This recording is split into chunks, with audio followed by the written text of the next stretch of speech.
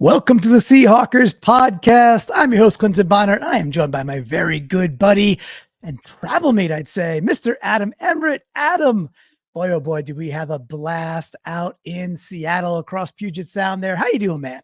Dude, I'm doing great, man. That was an incredible weekend. And if you could do that weekend with a frown, like you're an impossible human. Like it was so great. And all the flockers that showed up were great.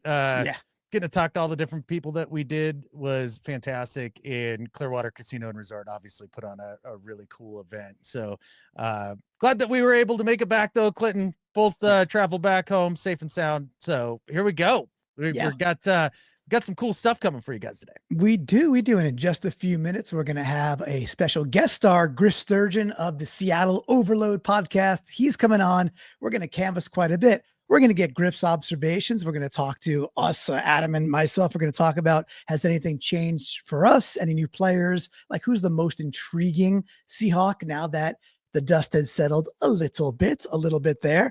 We're also going to look, Griff's going to help us dive into, Adam, the rest of the NFC West, because, contrary to popular belief, we were not the only team drafting. I just happen to think we might have been the best team drafting last week. Yeah, there was an interesting, I guess, the grades for this year in the draft. It was interesting to see how many teams were pegged as having great drafts. So maybe that's a product of having a draft that's very solid front to back with starters. And it'll be interesting to go through the rivals drafts here, because we got to know our rivals, and we're going to get more into that later on in the season as well. So we'll scan through all of those, Clinton. I did a deep scan on the Seahawks draft, learned some things. And to me, the best way to learn anything is to do a deep scan of something. You got to do a deep scan of something. And I think I know what you're picking up. What you're putting down there. So let's get at it. So look, we are sponsored by, and we love them, Body Spec. Kickstart your fitness journey, whether you're an athlete, a fitness enthusiast, or just getting back in shape. Body Spec has you covered.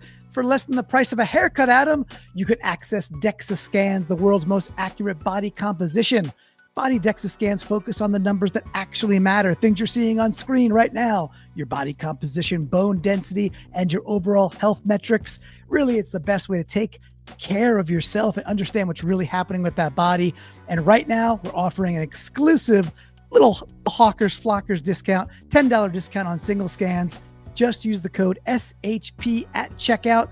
Mother's Day is coming right up. It's a great gift to give to really any of the loved ones in your life or to yourself.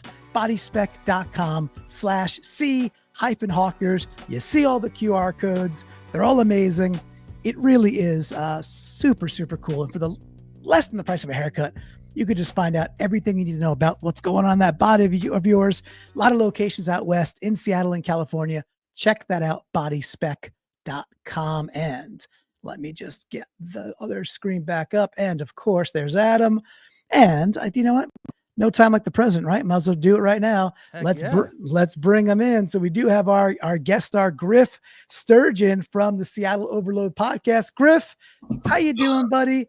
Have you seen any Bobcats recently? Any Bears? Any Battlestar Galactica? How are you doing, bud?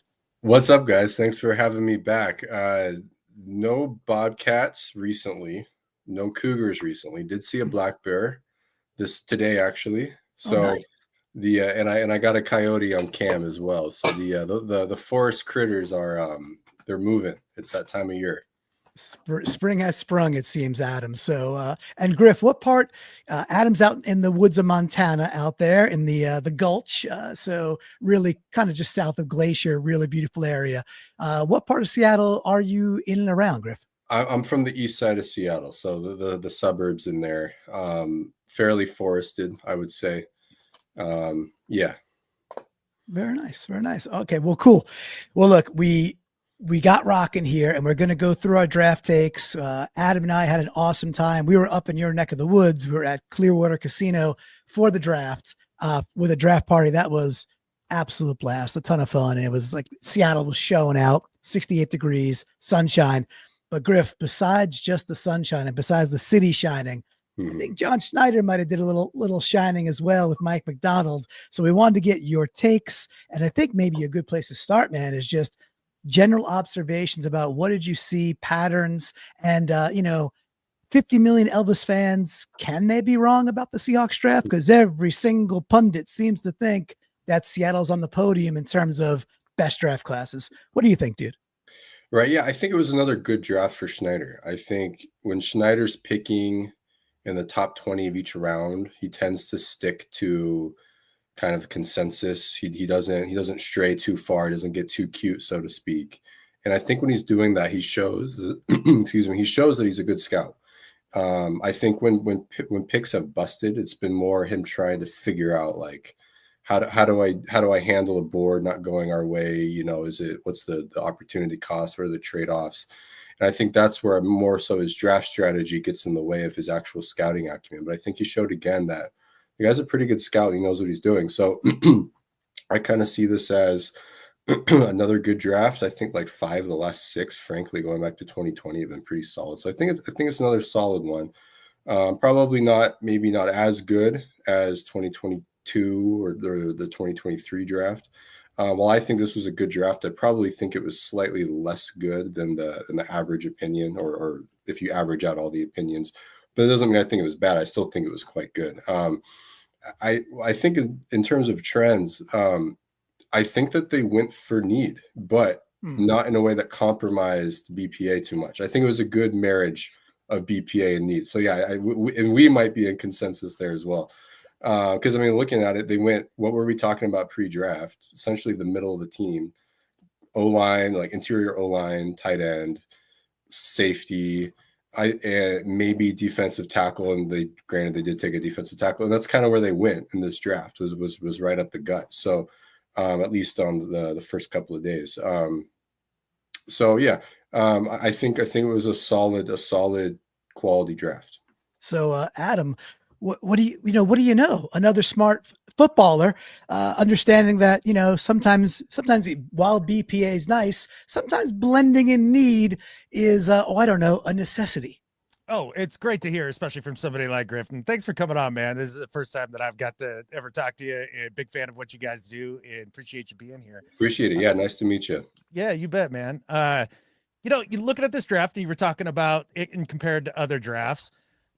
When I look back at different drafts, when I consider a draft to be very good, is if you pull 2 to 3 starters out of a draft, and we've got 11 picks here.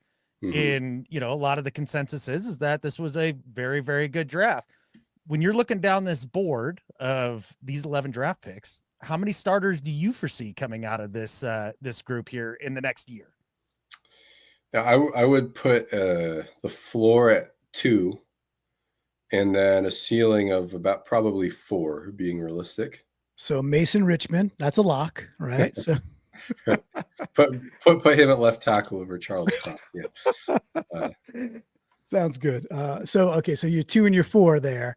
4 is pretty obviously if you get 4 starters in a draft, and I think Adam, you put the caveat of like, hey, first year, right? This is right. First year impact. So Griff, if you're going to 4, who are the other 2? Well, first you want to hear who my 2 locks are? Yes. Yes. Yeah. Right. Why not? Let's start there. So this is where I might diverge from consensus opinion, but my 2 locks are Zabel and Arroyo. I think Zabel is, I think everyone would agree, like, yeah, day 1 left guard starter. Arroyo, he won't be the Y. So when they're in 11 personnel, he may not be on the field, but they're going to be primarily a 12 personnel or 2 tight team anyway. And he's easily the second tight end, and he'll be playing, I think, 700 snaps a minimum. So I kind of view him functionally as a starter. And then if you stretch that out to 4, that would probably be Emmanwori, and then maybe Torrey Horton. And honestly, I'll stretch to Damian Martinez. And they may not start this year, but I think next year. I think Horton has an opportunity to be one of the main 3 receivers for this team. The snaps may not be there year 1. And then Damian Martinez, just the nature of the running back position, the league devaluing them. But and this goes for a lot of running backs, we put him behind a rank average O-line, he can rattle off 1,000 yards for you if he's getting the reps for it. So that's kind of how I have this set at the moment. I didn't mention Emmanwori. I've got a lot of thoughts there. I could see him snapping highly, but I don't think he's going to be starting this year. And I think next year will be the true story for him there. Who was our last center who was snapping highly that decided to retire last year? Name's escaping me. The actual center who snapped highly. Now that you put it as a pop quiz, I can't think of it for the life of me. Dude from Miami. Yeah. The guy. That guy. I'm blanking too. Yeah, okay, perfect. So I know his name, but of course. Yeah. But we know ball. We know ball. But hey, I do want to shout out Ryan911 with the $9.99 super chat. Of course, he is our live executive producer coming in with that. Dude, thank you so much. And Ryan's also an awesome member of our Discord. Remember, getintheflock.com if you want to join up there, because then you can be cool like Ryan and really all the flockers that hang out in Discord, because it is a lot of fun. All right. So thank you, Ryan. So Adam, you heard those. There was one name on that board that Griff didn't hit as a potential starter, which I think could very much be a starter, but is of the ones that Griff circled, is there one you're like, are you sure about that? Or are there ones you want to double and triple down on that you're sure of too? San Zabel. And are you also seeing one name on the board that he left that I think will be a starter? Well, I do think I agree with him in regards to the tight end spot, because I do think that they'll probably move on from Fant after drafting Arroyo. And if that happens, then I think that, yes, it's a lock that he's out there quite a bit. If they keep Fant, be hard for me to see them taking Barner off, or maybe they keep Fant off the field and it's Barner and Arroyo out there. So that'll be interesting to see how they navigate through that. As far as other starters, I like that Griff brought up Torrey Horton here. Yeah. Because, as I look at it, when they brought in Cup, not my favorite move. And I just haven't seen him have a full season for 3 years. I don't believe he's going to have one in a fourth year. Well, wait, Adam, I must interject. I saw a picture on Twitter today where he's like doing like cable workouts and his arms look great. So yeah. Is he 10 pounds heavier and, 1/10 of a second faster and all the good off-season stuff that we always get to hear? All the best shape is life. Best shape is life. No doubt. So with the combination of Cup's health and the idea that I think Horton could come in and beat out MVS. I just watching Torrey Horton stuff. I mean, that dude's mitts. He's an amazing catcher of the football. His catch radius is huge. I'm a big fan and fired up for him. It sounds like it's the health injuries that have kept him from being maybe a higher pick here. And then I think Oots is going to be a starter of some kind, because I do think they're going to roll out the fullback. And tell Mike Macdonald, I'm betting against Brady here. I'm actually thinking that Oots is going to take this job. And so that would probably be the other one that I'd throw out there. I like Damian Martinez a lot after watching his stuff. That's the type of runner that I'm looking for. Getting downhill, brings the thump. I like it a lot. But overall, there's a lot of cool guys here that they are going to bring in and see how they compete with the rest. Yeah, I think it's a good opportunity to roll into like who we think our most intriguing pick is. And Griff, I know you want to talk more about Emmanwori in a second, as well as do I. Adam and Brandon sat right next to me when the Emmanwori pick was coming in, and I was tepid about it, and I had my reasons. And you and I discussed that a little bit, DMing on Twitter and stuff, Griff. But the player that Adam just brought up, which I was surprised you didn't, Griff, is Robbie Oots, right, from Alabama. He'll be playing fullback, and at 275 pounds, he's from what I could see, pretty good in space, knows how to attack and really still move in space and still put a hurting on people.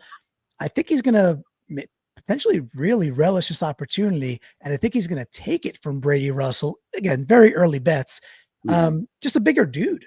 And, last year when Brady Russell got his opportunities, I like him very much.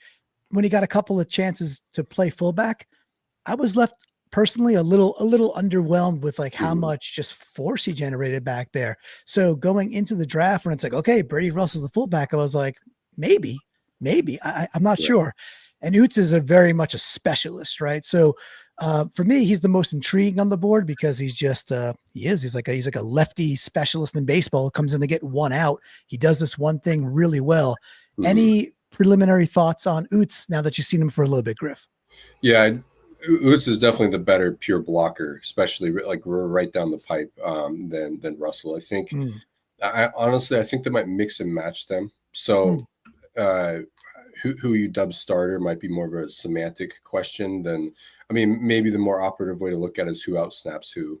I could see Oots, depending on the direction Kubiak wants to go. But when it's time, when the play call calls for, hey, we're going right down the pipe and we actually need to move someone with this blocker, then it will be Oots. I think they want to be more fancy and be more formationally flexible in some of those packages. They might trot out Russell out there because he can still do quasi tight end H-back stuff. You can still put Oots at H-back. I mean, I saw some of Oots playing H-back in college. So especially with the college game. And frankly, he was kind of doing quasi tight end stuff. So like those worlds start to merge a little bit. I think the cool thing is that they have both skill sets. Yeah. I mean, that available to them, because Kubiak loves using, those auxiliary blockers in ways that benefit the skill players, like the primary receiver options of how he just formationally manipulates guys. So honestly, I really like their tight end depth now slash fullback depth. And also I would throw Charbonnet into that a little bit as well, with some 2-back sets with him back there as well. I mean, really kind of fundamentally and foundationally changed almost like the tenor of the team, which, Griff, you're meeting Adam for the first time.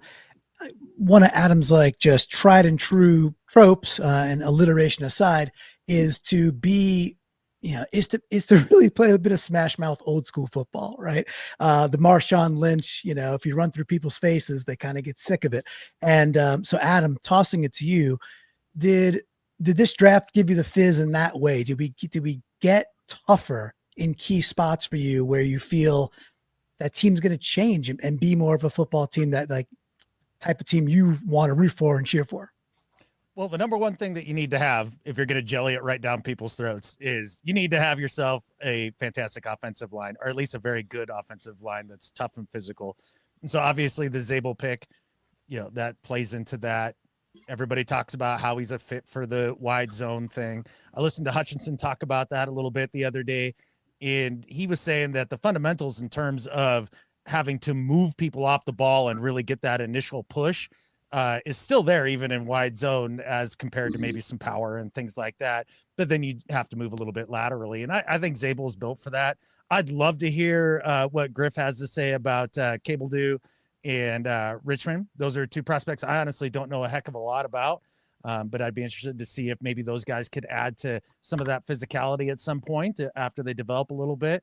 But I really like Damian Martinez, the guy that they brought in from Miami. Everybody said, hey, you're doing it wrong if you're not watching his Oregon State stuff. And so I went back and watched some of that, and they were doing the wide zone thing and, one cut, go, finishes runs. I think he's a really, really tough runner of the football. And then if you're talking about for the future, adding Jalen Milroe into the mix with his legs and what he can do on the ground, that really does make you a dynamic running team, potentially, a la the Ravens. So I think there's some bones here for that. Yeah. So Griff, what do you think about Cable Dew, if you got some thoughts? Yeah, I've watched one game of his, and that was when I was watching no spoilers, but Jackson Woodard against Kansas. Yes, gotcha. And so I was like, oh, right, Cable Dew's a Kansas guy. I'll key on him. And I think that he projects toward being a swing tackle for them, to be honest. I don't think he's, a hedge for Abraham Lucas or anything like that. But it's a 6'6" body type, and get him in the room, see what they can do with him. I think he does have, quote unquote movement skills. I don't think he's particularly like measurably explosive or nimble. Like, I don't think he had a great combine, but I think that he knows how to move, and I would extend the same characterization to Richmond. I'll be curious to see if they try them at guard. I mean, like, they're listed at guard, and I think that's where most of the people in the NFL are projecting them, because it's just what you do with unathletic college tackles. But they're coordinated, though. That's a plane of athleticism that the combine doesn't always capture. Sometimes the 3-cone and shuttle does, but even then, not always. Like, Ernest Jones has a terrible 3-cone, but that's one of the most agile players on the football field I've seen, in a Seahawks uniform. So I'm curious to see how they look in preseason.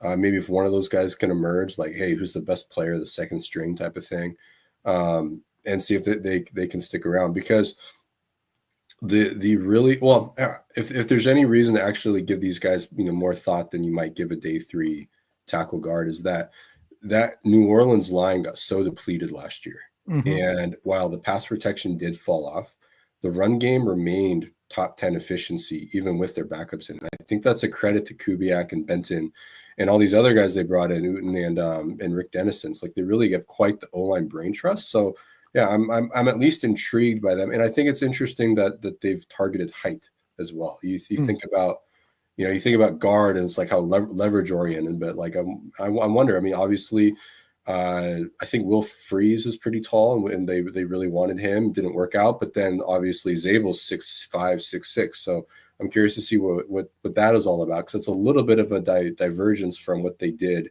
in New Orleans. They went for those 6'3" guys in New Orleans. So I'm intrigued by this. Yeah, they had the Lucas Patricks of the world out there playing good football, and Cesar Ruiz, and they were still holding it together, playing good football, which we watched a good amount of as we were trying to get some looks at what we thought Kubiak might bring. So we were looking at that too, just a couple of months ago now.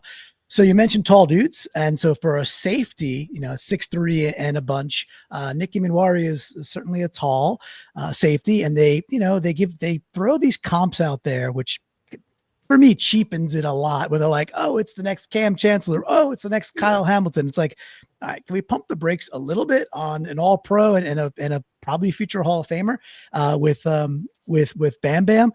Now, you and I have we have different, I'm not sure how they diverge. I just know that through our conversations that you and I were not as hot on Emmanwori as either some of the other safeties and certainly most other Seahawks fans and pundits in general. Can you give us a sense of if Emmanwori hits, what do you think his ceiling is? Let's start with the positive. And then where do you think he really has to improve to achieve that ceiling? Yeah. So I think it's always prudent to play the game of like, if this player works out, how does it work out? If it doesn't work out, how does it not work out? And I think that kind of sobers you up to like what's really possible with the guy. So given those criticisms that we might share, and of the people that did have criticism, that seems to be kind of a consensus among what the negatives are. So if he works out, I think it's Macdonald hones in his technique, the things that are within his control. And I think a great deal of it can be cleaned up. And then fixing, what you might call his eye progression, because I think sometimes his eyes and his feet were not on the same page. You fix those things, and he is out of the gate, or as soon as those two things happen, which maybe it takes a camp, once those things happen, I think that he's a upper tier matchup player in one-on-one contexts in the slot with bigger bodied receivers and most tight ends. So that can come in man or zone. Like you can still get those one-on-one calls in zone, like match zone, things of that nature. And things where and more specifically, I would extend that to press or outside leverage zone. I think when it's inside leverage man or off man, I think that's where I honestly wonder if it's just a trait thing that he can't improve on. I don't know that though, but in the NFL, you see more outside leverage when it comes to matchup than inside leverage, like you might in college. So the NFL might play to his strengths more. I think Macdonald can raise the floor in those negative areas pretty quickly with coaching, as I said. And then, in deep coverage, there's kind of the same things apply. If you clean up the eye progression, I think he'll play faster, even though he is so fast. He doesn't always show that in college. I think some of his footwork, like in quarters per se, I think there's a lot of extra steps that just don't need to be there. Whatever is causing that, sometimes it can just be like a physical tick, or sometimes it's because his eyes are thinking about other things and he needs to be honed in. And whatever that is, like they'll figure it out in the classroom and on the field during practice time. And once those two things are cleaned up, eyes, feet, then like the development curve will really take off. How soon that, or if that happens is the question. How soon it happens is the question. So in that case, you're talking about an impact player. I mean, any guy that can just, hey, I'm sticking you on the George Kittles of the world, don't let him get away from you, then that's a huge boon to your offense or to your defense. So I think that's the pitch for him. Got it.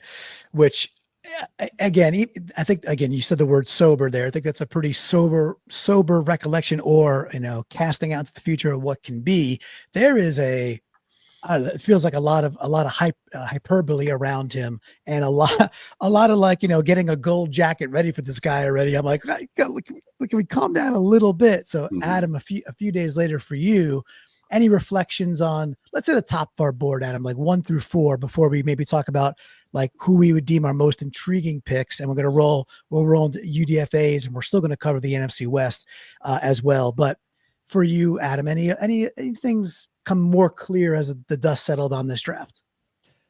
Yeah, I think obviously one of the things that everybody's been talking about is just how much they focused on athleticism through this draft. I mean, there's a bunch of dudes here who really have fantastic traits. I think who's going to be kind of the most pivotal, or maybe most controversial over the next 5-6 years is probably going to be Arroyo, to me, only because I'm pretty sure Ratledge was still available there, in Wilson, the center from Georgia, as well. And I know Mr. Phil was banging the table for Wilson there. Yeah. And so to take the tight end over the additional offensive lineman at that point in the draft, when obviously that's something that we're really hoping finally gets solved here, I think that's probably going to be the thing that we talk about the most going forward. Of kind of the first few picks there, the guy that looking into it more that really does intrigue me is Riley Mills. Like I think that that's a guy that the way everybody talks about him, and the way that I listened to Daniel Jeremiah talk about him a little bit, and being a part of the Ravens staff back in the early 2000s and talking to all of his former Ravens buddies, they were all in on Riley Mills, every one of them. And I think that says something about what this guy could potentially be if he comes back from the knee injury. All right. So like, I'll jump in. I'll pass it to you, Griff, in a sec about, if you had to just say who you're most intrigued by. And for me, like, while I'm really kind of infatuated with Oots because he's just fun, and the stash, and it's the prospect of having a fullback again, which I really, really enjoy. For me too, it's also Riley Mills. And when the Seahawks put out his Notre Dame sacks the other day, it's just like all his sacks in a video in a row. What I noted and retweeted was none of these are cleanup sacks. Like, or at least I didn't see any. It was all stuff where he powered through dudes, ran through people's faces, like, and caused like what I deem like crumple zone pressure, which like just up the gut in the quarterback's lap, like what the Giants did to Brady in 2 Super Bowls type pressure. And if you start manifesting what that can be on the line that already exists, and let's say Murphy continues to accelerate or gets more chances to pass rush, Leo just does what Leo does, our edges are already solid. This becomes a pretty dangerous scenario for most teams. So I guess quickly, how you feeling about Mills? And maybe he's got a half a year, or maybe a red shirt year coming up. And then is there a dude that you are most intrigued with the entire draft class? Yeah, I think Mills is a good get in the 5th round. I like like you're saying, the speed to power as a pass rusher. And then I think he has a good counter move to kind of get vertically upfield clean. Yeah. On like backside of guards and stuff, backside of slide protection. He's pretty keen for that. I think the run defense as like a B gap player is a little rough. And I think technique can clean a lot of things up. But he tends to give up a little bit too much of his chest, and like his anchor, he just can't stake in the ground and hold up. And also, though, the Notre Dame scheme, I mean, the way their front is structured, he invites a lot of double teams, and it was kind of unfair to him. Like, they almost threw him to the wolves a little bit. I think that Mike and Dirty, they plan to have him kind of be the new Roy Robertson Harris, play a little bit of 5 technique on early downs. And then you can play some 3 or 4 eye when they go into their 5-man fronts. So like when they're in a true bear front, or 3-4. But then in nickel, kick him inside and let him be a rotator in the B gap as a 3 technique pass rusher. And I think that could be really interesting. He's also really nimble on stunts as both the stunter and the looper. So I think that gives them a little something to work with. And that's something Dirty didn't get to get into as much this past year, but he did do it in Dallas.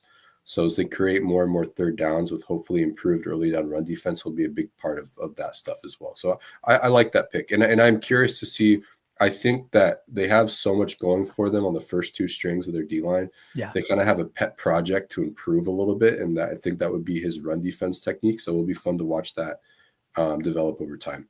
And I love the way you frame it too as a pet project, because we heard that, Dirty was like banging the table for Mills, and with 11 picks, and credit where due, you don't just stumble into 11 picks, you get there with purpose. With 11 picks, it's like, hey, he gave a fullback to Kubiak with Oots, and he gave the guy, yes, they only took 2 defensive guys, but it looks like he literally gave one of those free chips to add it to Dirty and said, all right, we're taking your guy.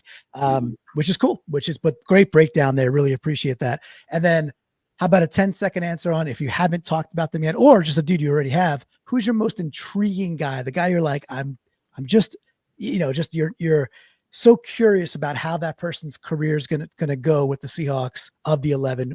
Who would that be that was drafted? And then we'll rotate into UDFAs. I'm going to go Ricky White. Nice. The receiver. When it's a 7th round pick and you're trying to rationalize excitement for it, and you try to like come up with all these excuses for, I just think he's good. Right. He looks good. Right. Yes.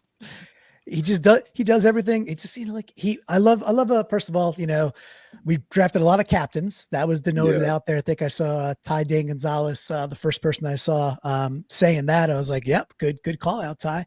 And him wearing, and we'll talk about another C on the UNLV team in a second, but yeah, man, he just looks the part. And it's like, okay, in the 7th round, so he had a pretty bad pro day, like he didn't run a 40 as fast as some other dudes did. But Griff, did he still block 4 punts as a special teamer and score a bunch of touchdowns? Right. I think that's part of it here. He's an excellent special teamer. And frankly, so is Horton. I think Schneider was savvy to make sure that his receivers doubled as special teams contributors. He was a good special teamer. But, for me as a route runner, I mean, he gets open despite the combine.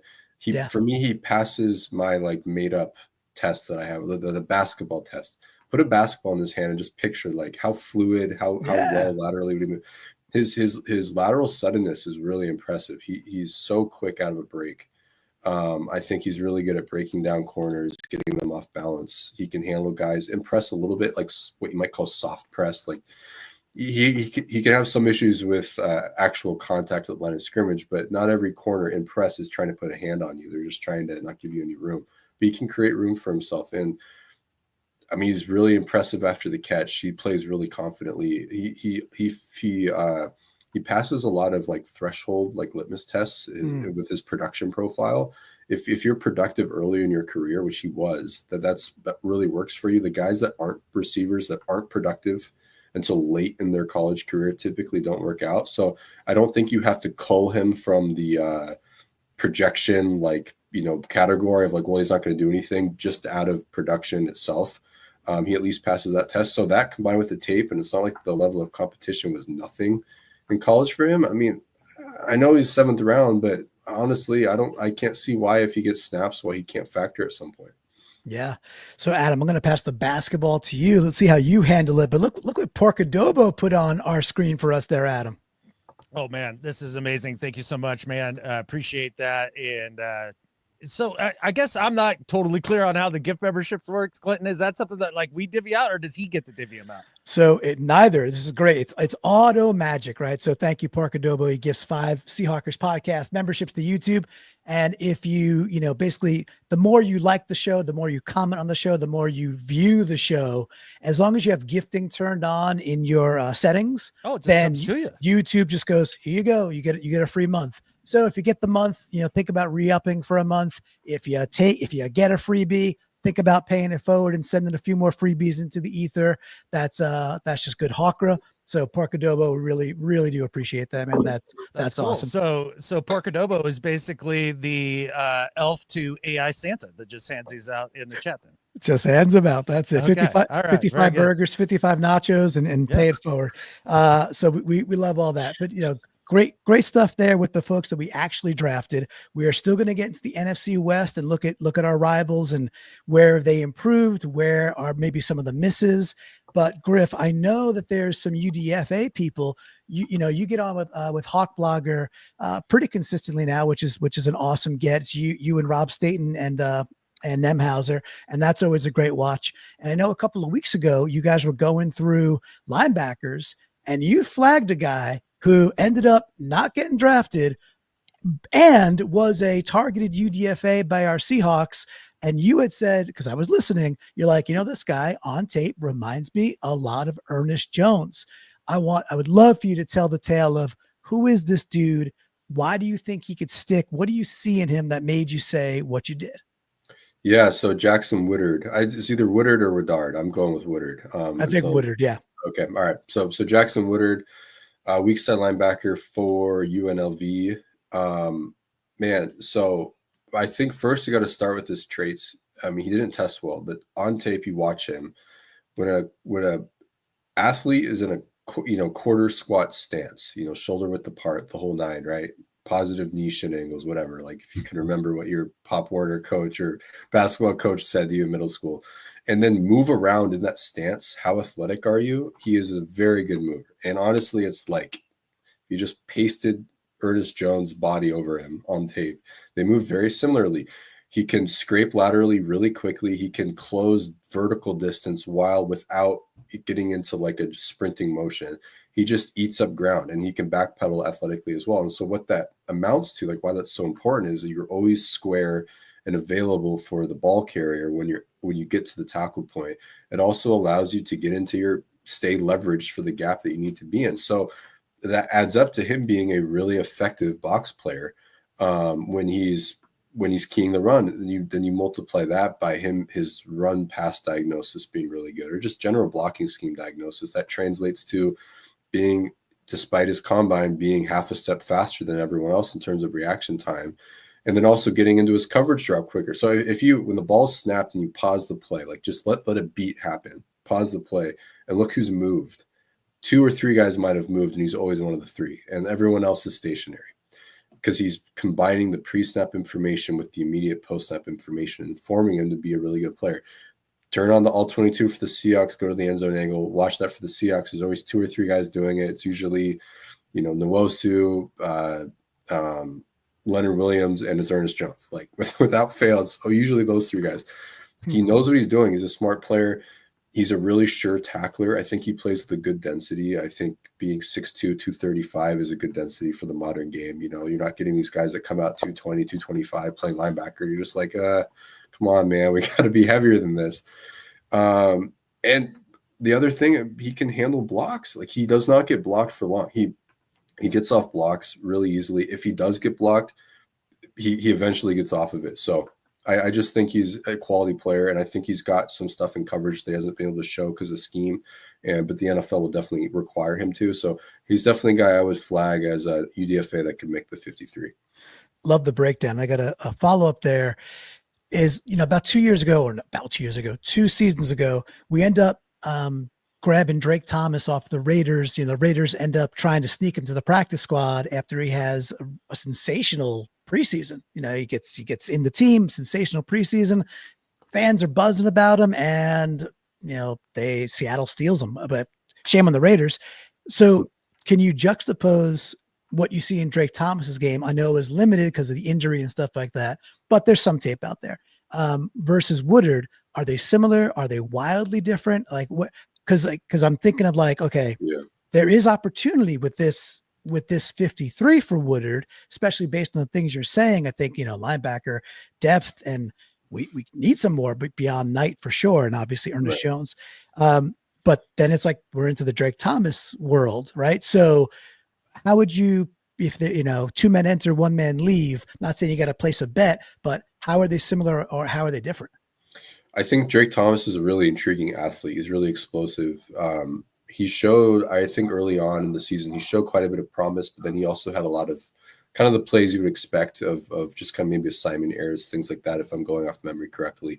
I think whoever, 2 man enter, 1 man leaves, I think it will just come down to, one, are the traits viable? Like, do you belong in an NFL field physically? And that's always an important test. And I think both will pass that test, and differently for each of them. But I think it's going to come down to assignment correctness. Just how are they grading their film at the VMAC internally? Because they record film, and the coaches are grading them after each practice and everything. I think Woodard is going to be like a teacher's pet kind of player in terms of, man, you're always in the right spot. That's got to add up for something. And I suspect he's going to make plays. He was very productive in college. So this isn't one of those players where, some tape guys swearing up and down, no, I promise he can play. Like he's got 140 tackles. He's got like 15 TFLs, 10 passes. Like he's getting the counting stats in addition, I think, to the good observable tape. So I think he's just going to stand out, and I think he's going to continue to stand out. And, hopefully be one of those players that is kind of the talk of training camp among the new crop of guys. All right, Griff. So Ricky White, UNLV, Jackson Woodard here, UNLV. How much of that NIL money are you getting from the coach there at UNLV for these glow-ups, man? Yeah. I was trying to temper this a little bit, and I'm like, okay, am I just seeing too many things? But then I watched the Boise State games. And those guys belonged in the field against a really good program, and they passed this kind of the smaller-ish school, level of competition test. So, I mean, look, Genty had all of those guys lined up, and he put a move on all of them. And yeah, he got Woodard, but Woodard was also the only guy to get him in a face-up two-way go situation. That guy's lateral movement is, frankly, I mean, I keep saying it, but like I feel like I'm watching Ernest Jones. So Ernest Jones is hard to shake in the open field with a two-way go, because he just has that sixth sense of knowing where you're going to go, and then getting a square shot on the ball carrier and wrapping up. And Woodard is a really sure tackler. That said, I wasn't fond of Tyrese Knight, and he ended up showing me up, and as and he continues to develop as well. So take that for what it's worth. But of the receivers, though, I'm more optimistic about Horton than Ricky White. But Ricky White is a guy that a lot of people have been mentioning to me, like, oh, he passes a lot of like those analytical tests, and he's kind of a guy that's been circled as could be a day 3 contributor. And I think the tape kind of confirms it to an extent. But if I had to really put my flag down on one guy, I would go with Woodard. Very nice. Love it. And of course there's, with a lot of UDFAs, and, sometimes Seahawks have a long history of UDFAs making an impact, and we might see last year's UDFA. I know, Adam, you're not bought in yet. You're going to have to see it to believe it, but Sundell is going to get a chance, and maybe get a chance to play center and be, just right next to his old mate at NDSU at Zabel. So we'll see how that shakes too. That'll be interesting. And I know there's others out there, like, obviously everybody's talking about Ivy as the other big acquisition through UDFA. It seemed to be a pattern where the Seahawks selected real athleticism in the draft, and then for the UDFAs, a lot of it was these guys just showed out on tape that they could play really good football and sound football. And even with, so who cares about your combines and what you did in underwear when it comes to UDFAs? But they certainly, it's a bit of a tale of two cities. They certainly had a type when drafting, and they certainly had a type when it was kind of a free square. You just had to maybe pay $250,000 or something like that and just bring them in and say, here you go, guaranteed money. So interesting philosophy for sure. The one thing I would say about Ivy, and then let's rotate to the NFC West, is that for me, it's like when you put the tape on for Ivy, he's dominating some dudes. He seems to me like a guy that maybe 10 years ago or 15 years ago would have gotten drafted really high before all the Spark score, RAS scores, and really fine-tuned analytics came out from the combine. And wonder if you get the same sense of maybe he's just like a player of a different era, but that doesn't mean it's bad. Right. I think he has good handwork. I think he's a pretty skilled player. And I think a lot of people were surprised he went undrafted. I think some people, I didn't watch D-line this year, like comprehensively, but the vibe I got was that he was one of those 4th, 5th rounders that could be of substance. You're like, oh, hey, if you're looking for a pass rusher on day 3, he's one of the guys you circle. There's another guy, Kymon Rucker, like that. I thought, okay, maybe these are the guys that could be there. And so it's cool that they got him. I'm just reiterating, I'm surprised he went undrafted. I think he's a legit NFL player. That might just mean a rotational player. But I think most, if something if there's one thing that prevents him from, say, busting, not that you would ever call UDFA a bust if they don't work out, but like he's a skilled player, he's got handwork. So there's some savvy there. Very nice. So let's see, we got K soon. He's saying, yo, Griff, cool. So not sure, Griff, if you know K soon, or K soon knows you, but he's shouting you out. So that's great. We appreciate that a ton. All right. So absolutely. So great, great discussion thus far. I think a nice, unique breakdown of our draft, some of the UDFA, some of the opportunity cost, some sobriety around Emmanwori, which I appreciate for sure. And I think we appreciate. So let's talk about, I got up on screen here. I started, hope you don't mind. I just put the Cardinals first because they're the Cardinals, right? So they might've had a good draft class. So now we're going to look at the rest of the NFC West. And just so you're aware, Griff, in fact, I'll peek forward because I forget, but we got the Cardinals, we got the Niners, and then we got the Rams. So we want to look at this, and I think maybe obviously pick out whoever you like, give your general observations, but I also want to get your understanding of needle moving, like how much for that team, given their current roster, the makeup of the NFC West, did they really make the moves that you think they had to make to jump from where they were last year? Or no, they have Kyler Murray and they're not going anywhere anyway. But let's start with those Cardinals. And what do you think, dude? Yeah, so the Cardinals to me last year were a well-coached team that just didn't have juice. They just didn't have juice on the roster. And so unfortunately, I think Walter Nolan and Will Johnson give them a little bit of juice, especially at positions they needed it. I mean, they had no pass rushers. I think LJ Collier was maybe their second or third best pass rusher. He's not supposed to be your second best. Yeah. Right. So I'm Walter Nolan. I mean, he's a dude. I think that was a good pick for them. Will Johnson is a versatile player, can play outside, inside a little bit. I think that was a good move. Cody Simon is another one that jumps out. I think what's the take home for him is that he's not a minus, and so many linebackers right now in the league are just a minus for their team. I think he's a competent player. He's just not very fast, so he's not really going to move the needle for you, but he kind of raises the floor if the floor needed raising there. I can't say I really remember their linebacker situation too much, but a sure tackler, he's not making mistakes on the box. And then the other player that stands out for me is Keaton Crawford. I think he went in the 7th. I maybe mistakenly had a 3rd round grade on him. I think that guy's awesome. And I was hoping I wanted them to double up at safety in this draft just to see if there's another guy Macdonald could get his hands on. When Crawford kept falling, I was like, oh, please just take him, see what happens. So unfortunately, I think that Crawford was a steal for them, and maybe I'm just wrong, on the player having a 3rd round grade on him. But yeah, so I think the Cardinals had a pretty solid draft, and I would probably put in the NFC West, probably their draft second after ours and ahead of the Rams and 49ers. Very good. Cool. That works out for our order as well. Adam, I saw today, or it was very recently, that Vegas put out the over-unders for win totals, right? So, and this is, pertinent since we're talking about our rivals here. They had the 49ers at over under 10.5 wins. I mean, wow. Okay. They won 6 last year and people are getting older, but okay. There's still talent there for sure, but first in the division at 10.5, Rams at 9.5, Cardinals at 8.5, Seattle at 7.5. So, given what you see on screen, given what you know about the Cardinals, do you think that they're getting out of the basement? Or actually, I guess maybe they did last year because, who was worse, them or the Niners? Either way, yeah.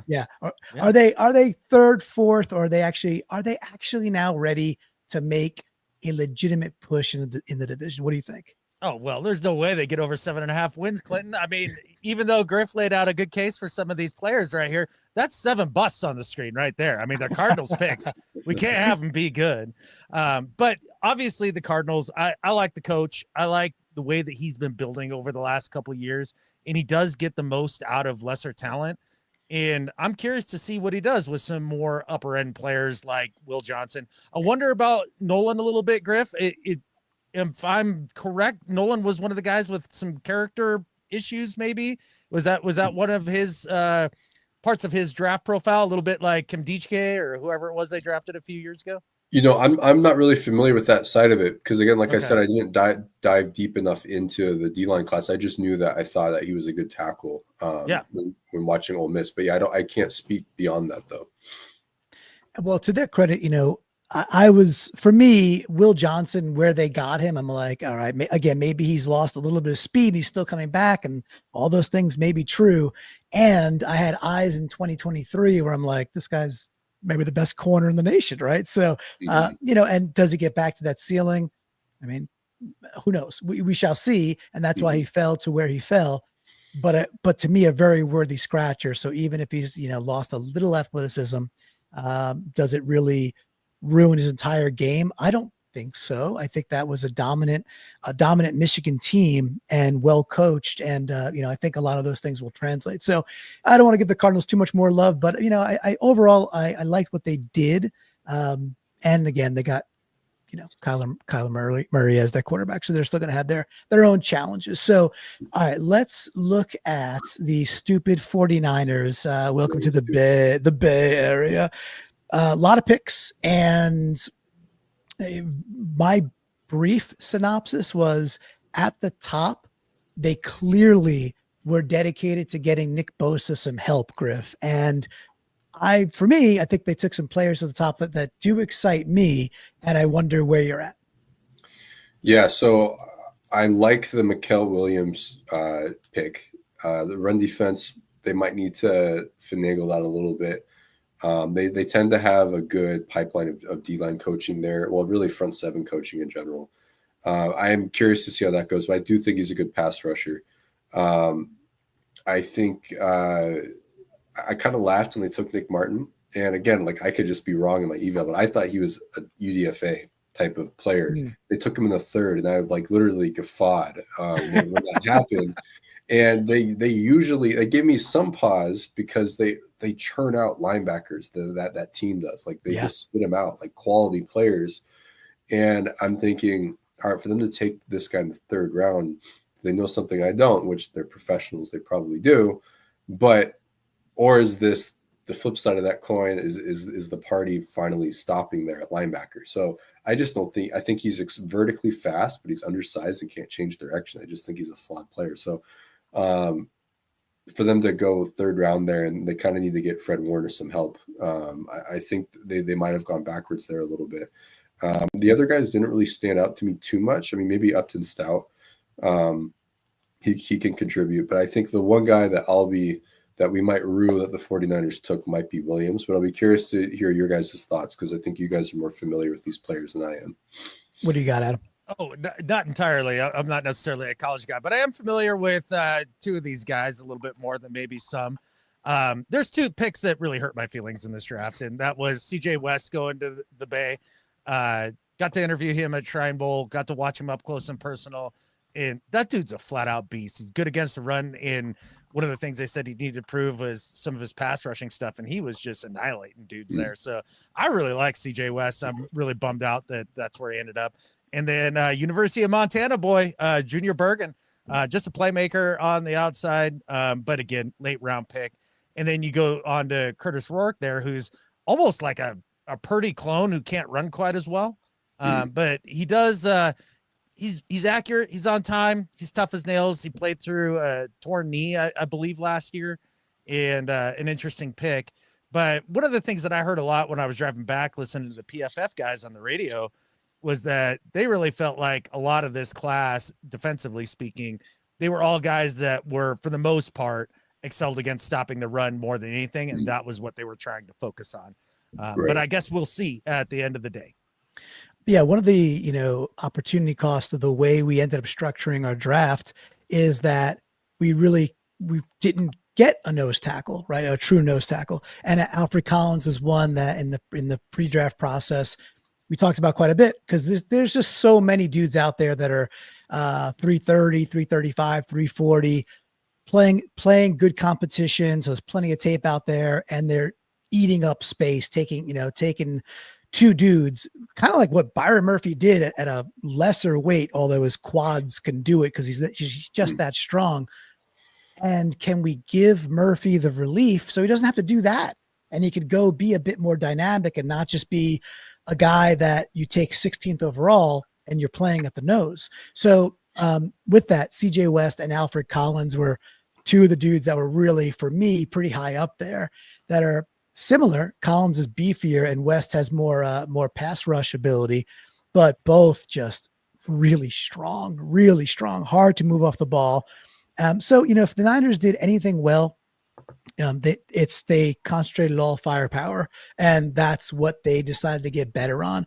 We'll see how some of the other ones work out, but I do think they're going to have a pretty refreshed defensive line, and it might not be explosive, go get after the quarterback, but getting that part right might get, and if Bosa's healthy, might get Bosa back to elite tier Bosa, which is in and of itself, dangerous for Seattle. So that'll be interesting. But again, that's enough praise for that team forever. But that's assuming like most of these dudes work out, right? They're still going to be for sure relying on a bunch of rookie dudes to come in and 100%. be the guy next to Nick Bosa. Yep. I mean, the exodus that they had this year, you don't just replace that in a draft. And so that's why it's baffling to me that they have the Niners at 10.5 wins for the over-under. That's crazy town. Yeah, we got a great comment here. I'm not sure if it's Ajas or Ajas or Aju, but he says, what?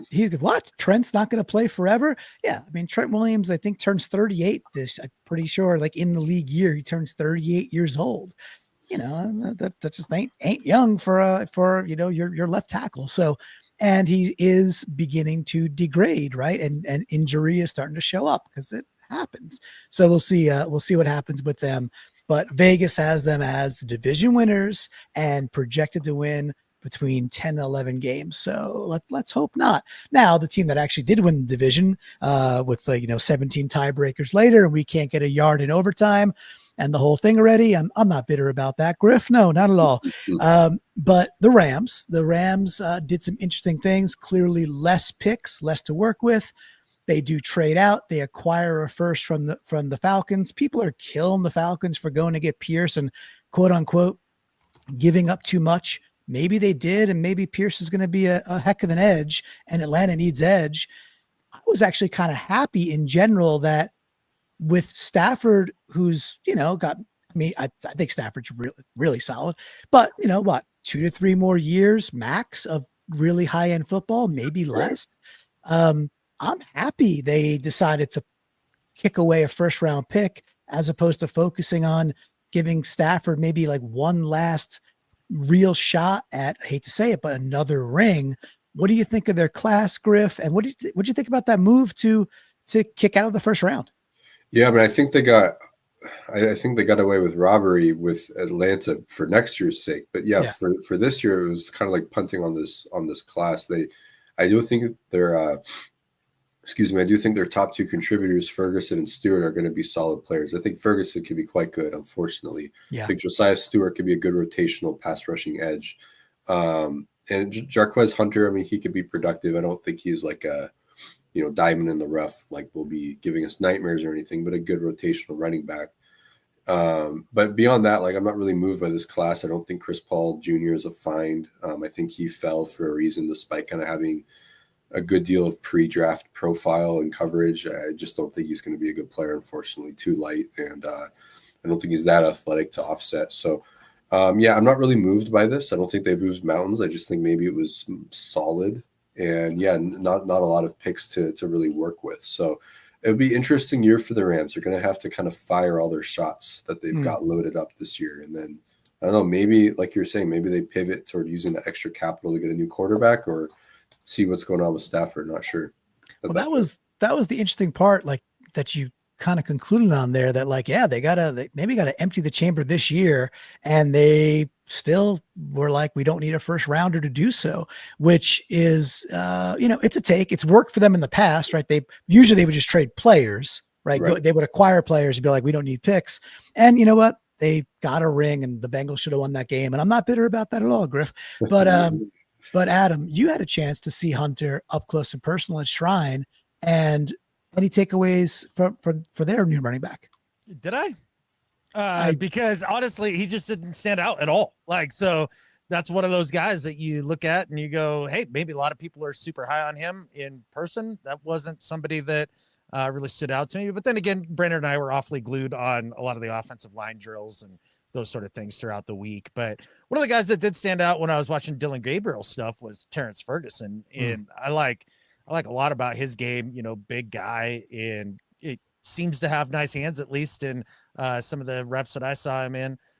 It's interesting to hear Griff's take on Chris Paul, and that makes me feel a lot better because listen to the PFF guys, they were apoplectic that Chris Paul fell to where he did, and they just couldn't figure that one out for the life of them. But as I look over this list front to back, Clinton, I just want to put this in terms that Les Snead can understand, and I just say F these picks. Like I hope they all fail, but at the end of the day, they must have gotten a 1 for their trade out this year, right? For next year, an extra 1. Yeah, they did. They got Atlanta's 1. Yeah, which was I'm not a lot excited about that in a Right. draft that's supposedly more full of quality quarterbacks, and have that opportunity to then replace Stafford when he's, just as you said, Clinton, year to year. Yeah. Well, I'm excited to cheer for the Falcons hard in all games that don't have a negative impact on our Seahawks, right? So This is hard for my deal because I'm not a Falcons guy. I can't stand that team. And so now I've got to root for them so the team I hate more has a worse pick. Is that it? yeah, it's correct. Well, I'll make you a Boom. deal. The Falcons lose to the Seahawks in the NFC Championship, and all's right with the world. That's a pretty, it's Griff. I'm getting a head nod, square deal to you. Hey, good for me. Works for me. I'll make that deal with that devil. You bet. Let's go. Yeah. All right, so let's just go back to our Seahawks for a second. Before was that Brady? I know some of the dogs. That's Brady. Nice. Okay. I'll be right back. Oh, okay, buddy. Love it. Happen to know that one's Brady. I knew by the bark. Yeah. So Adam, I wanted to pivot it back to our Seahawks to close this out too. So now it's post-draft and UDFAs, and yeah, there's still going to be some movement, and we're not nearly at a 53 yet. Things are going to happen with mini camps and all that jazz, and of course the preseason. But just your overall sense of where are our Seahawks now that they're through this draft, and we're 10-7 last year. We missed with the 5th tiebreaker. Now I don't think anybody on this screen is going to say we were going to be competing with the likes of the Eagles last year. Post this draft with Darnold, Kubiak, what do you think our chances are for on the competition scale? Did we improve them, stay kind of where we're at, decrease them because of some uncertainty? Where would you gauge that? Yeah, I mean, the Seahawks are going to be a tough out week in, week out. In the addition of Emmanwori, if he is the type of guy that can play that Kyle Hamilton role not be Kyle Hamilton, but be the first Nick Emmanwori, but do those sort of things, that could be a huge piece for Coach Mike. And I'm still excited about the idea of DeMarcus Lawrence coming in and being another edge guy, and to maybe, just maybe, be able to pull 9, 10, 11 sack season out of the Wayback Machine and just kind of boost that pass rush, which will make things, I think, a lot easier for the dudes in the secondary. We're obviously still a little light at corner. I'd like to see some moves there here as some of the cuts happen around the league and things like that. Bringing Hankins back is a big deal. I feel really good about the defense overall. Yeah. Anybody who's listening to this show offensively, I'm not a fan of the Darnold move. Maybe he'll be good. Maybe he'll prove me dead wrong, and he can duplicate his success that he had in Minnesota in quarterback Goldilocks zone, but we'll see. I'm dubious about that, but I am pretty excited that John Schneider finally did the thing, and he just went out and drafted a guard who could play guard in the first round that everybody said is a good guard. That's exciting. I'm really fired up for that. Yeah. And if they can get just, almost mediocre level offensive line play combined with Kubiak coming in and getting rid of that rinky-dink grub system and run a real pro-style offense under center, run it down your throat, get the fullback in there, 2 tight ends. Man, all of a sudden, even if it's not 11 wins, if it's not an improvement, I'm still going to like the quality of football that I see out of this team more, I think. I agree. How about you, Griff? Trending 10-7 last year. We see this draft class, big moves. I know you were Geno pilled, as was I. I still put Geno as a better overall quarterback than Darnold, but the die is cast and Darnold's our guy. So where would what do you think this from a competition, like that's probably the best word as Adam framed it, from a competition range, are you, how much more competitive is this Seahawks team? And again, I always love to look at how far do you think this team can go if things are firing? Yeah, so they finished the year at 10th ranked defense, give or take, and they're trending. They're trending up. I do think they regressed at quarterback, but that can potentially be offset by improvements at O-line and offensive coordinator. I think they also regressed among their pass catching group, but things aren't always one-to-one in terms of input and output and everything. So when people talk about sum of your parts and being greater than the sum of your parts, well, that if you're greater than the sum of your parts, that means your parts aren't adding together, they're multiplying. And it's just, you might have a perfect storm, working for you in a positive manner. So what I feel like I do know is top 10 defense and an elite play action game, which I think they can create here. That combination typically adds up to about 10 wins in the NFL. What takes you then from 10 to 11 to 12 is, can you couple that with a high-end run game? And then what takes you beyond that level is, well, the defense going from top 10 to top 5, but then also what about the drop back game? So when the quarterback is throwing the ball and it's not play action, how good or how bad, how not bad is that section of numbers, which is going to be about 300 to 400 pass attempts. So what do those 300 to 400 pass attempts look like? And that section wasn't great in Minnesota last year, even with being in quarterback paradise, like you mentioned, Adam. Is it fair to expect it to be as good as it already wasn't as very good then? Like, is it how far will that number fall? Or does Kubiak hedge for that by simply running more in those contexts where O'Connell was okay with passing? So the floor is play action and defense gets you to double-digit wins. How far they go beyond that for me, it's time will tell. Maybe the O-line being the major X factor could carry them if all these guys hit. But that's asking for a lot in 1 year anyway. So for me, it's like, all right, 10 wins and then we'll talk mid-season kind of a thing.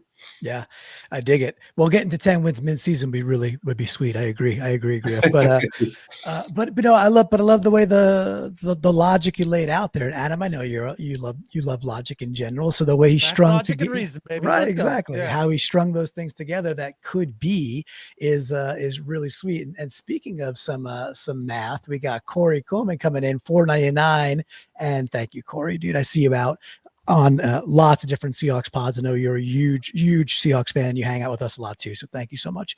He goes, do you guys believe Zabel day one will be better than Tomlinson at left guard? Griff, you're our guest of honor and guest of the day, the du jour. Yes, I'll have that.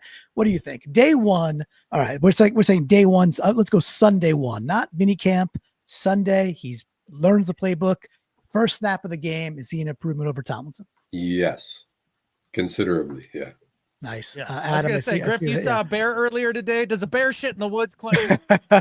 Because yes. if it does, then Zabel's definitely better than that. Yeah. And sometimes the bear drinks a bunch of Busch Lights too. That's right. And he's going to get in there and have some steaks and squats. It's going to be great. That's it. It's a beautiful thing. Yeah. We just kind of got a lot of dudes that I'm like, I like this guy, and that's another one for sure. And Corey, again, dude, thank you very much. So hey, that was fun. I think it's a great place, great draft, great place to leave it. Griff, thank you very, very much. Of course, look, I'm a huge fan of Seattle Overload. Every single time I tune into you and Maddie, not only do I get I find you guys very funny. I love your sense of humor, but beyond that, beyond the entertainment, I learn every single time.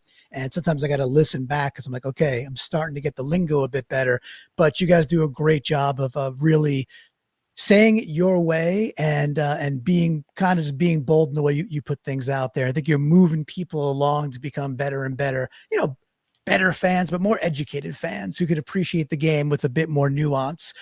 You guys do a great job. Where can folks find you? Out on Twitter, and of course to go locate Seattle Overload? Yeah, I appreciate all those kind words. It means a lot. So Matty F. Brown and I, and occasionally Ty Dane Gonzalez when he is available. We podcast Seattle Overload. You can just Google that, YouTube that. Recent years, we're kind of pivoted to more visual aspects to it. So we're not quite on the pure audio kick anymore like we used to be. But I mean, we're still pumping it out on audio. So you can find us there.